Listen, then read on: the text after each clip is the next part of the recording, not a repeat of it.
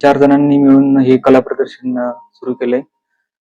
तर कातळ या विषयावर आम्ही प्रदर्शन करतोय. कातळ म्हणजे खडक. हे तुम्हाला कसं वाटलं मुलांनी एवढं छान केले ते?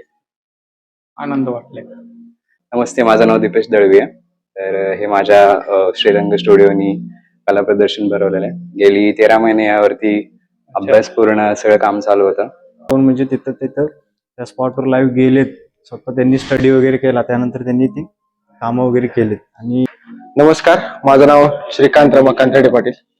आम्ही 4 जण मिळून हे कातळ नावाचं एक्झिबिशन करतोय. श्रीरंग स्टुडिओ नावाचा आमचा स्टुडिओ आहे आणि त्यांच्याद्वारे हे केलेलं एक एक्झिबिशन आहे. हे पूर्णतः एलोरा केव्ज वरती असलेलं हे एक्झिबिशन आहे.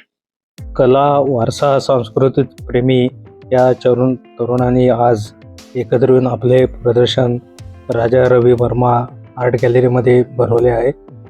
अतिशय सुंदर असे छान मेहनतीने यांनी सर्वांनी ही चित्र काढलेली आहेत.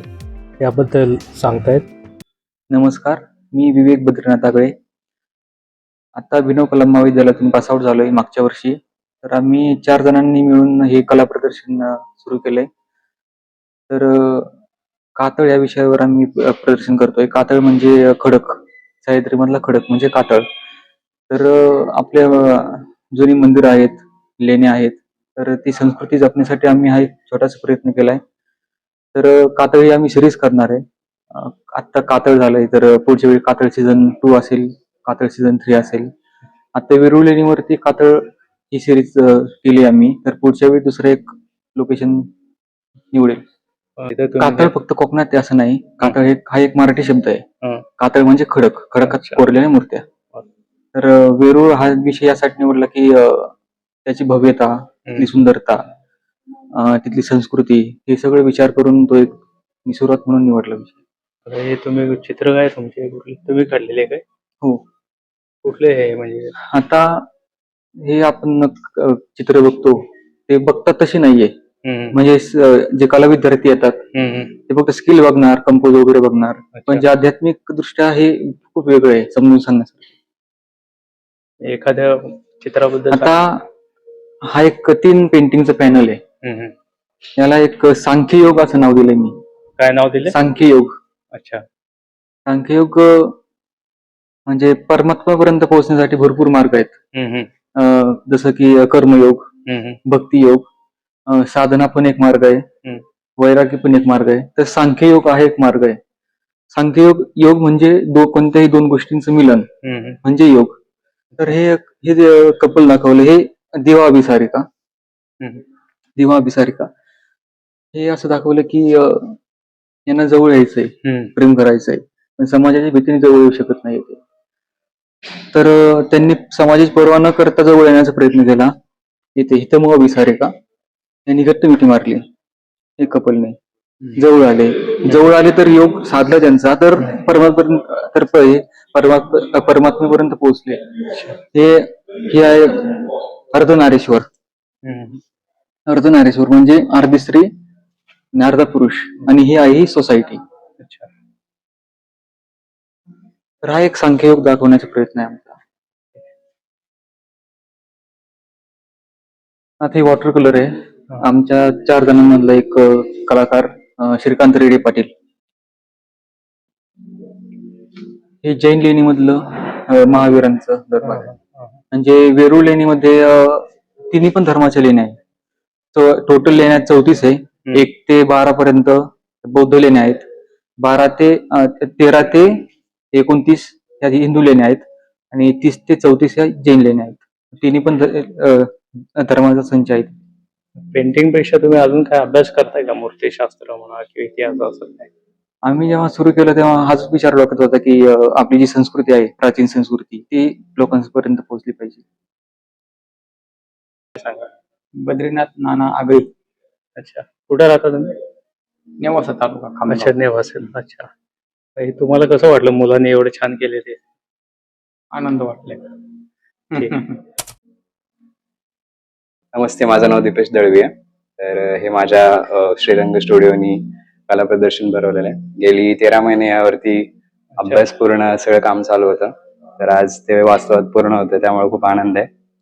स्टुडिओ कुठे आहे तुमचं? स्टुडिओ हा मारुती मंदिर धायरी. कुठे? धायरी मारुती मंदिर अच्छा. पुणे. दाहेरीला. येस. आणि मग काय काय करता तुम्ही स्टुडिओ? स्टुडिओवरती मोस्टली कमर्शियल पण वर्क्स होतात. साइड बाय साइड मास्टरची पण प्रिपरेशन आता मुलं करतात आहेत. ओके. आणि जे स्वतःची वैयक्तिक काम आहेत ती पण चालू असतात. थँक्यू. नमस्कार, मी विशाल सुतार. मी आलोय आज मुंबईवरून खास आमच्या मित्रांचं एक्झिबिशन बघायला. मेघराज, विवेक, दुसरा विवेक आणि आपला श्रीकांत, या चौघांचं एक्झिबिशन. त्यांनी कामं पण एकदम चांगली केली. बघितलं आम्ही, त्यांनी स्वतःहून म्हणजे तिथं त्या स्पॉटवर लाईव्ह गेलेत, स्वतः त्यांनी स्टडी वगैरे केला, त्यानंतर त्यांनी ती कामं वगैरे केलीत आणि एकदम भारी कामं केलीत. मीडिया पण चांगले केले, ऑइल मध्ये आहेत, वॉटर मध्ये आहेत. त्यांनी लाईट, शॅडो, मिडल, डार्क वगैरे एकदम कंपोजिशन पण एकदम मस्त केलंय. अच्छा, तुम्ही काढता का तुम्ही असे? हा, आम्ही पण आर्टिस्ट आहोत. मी आता लास्ट इयरला आहे, शिक्षण चालू आहे आमचं सध्या मुंबईला जे स्कूल ऑफ आर्ट मध्ये. अरे थँक्यू. ओके. नमस्कार, माझं नाव श्रीकांत कांतडे पाटील. आम्ही चौघेजण मिळून हे कातळ नावाचं एक्झिबिशन करतोय. श्रीरंग स्टुडिओ नावाचा आमचा स्टुडिओ आहे आणि त्यांच्याद्वारे हे केलेलं एक एक्झिबिशन आहे. हे पूर्णतः एलोरा केव्ज वरती असलेलं हे एक्झिबिशन आहे. यातील प्रत्येक चित्र हे तिथं जाऊन फोटोग्राफीज वगैरे करून त्याच्यावर अभ्यास करून केलेले हे चित्र आहे. हा जवळपास 1 वर्षाचा आमचा प्रोग्राम होता. त्याच्यावरती आम्ही अभ्यास केला आणि त्यानंतर आम्ही काही चित्र काढलेत. चित्र काढण्यामागचा हेतू सुरुवातीला लँडस्केप्स करणं हाच होता, परंतु जर त्या कलाकारांनी त्यांचे विचार मांडले असतील तर एक कलाकार म्हणून आम्ही आमचे विचार का मांडू नये म्हणून आम्ही आमचे पण विचार मांडत काही चित्र केलेत. त्यातील हा एक प्रयत्न कैलासमध्ये गंगा अवतरणाचं हे शिल्प आहे, म्युरल आहे.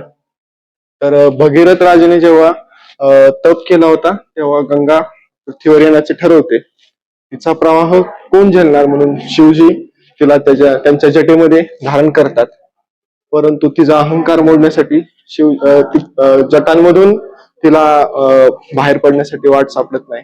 परत भगीरथ राजा शिवाची तपश्चर्या करतो. त्यानंतर शिवजी त्यांच्या एका जटेद्वारे तिला पृथ्वीवर सोडतायत.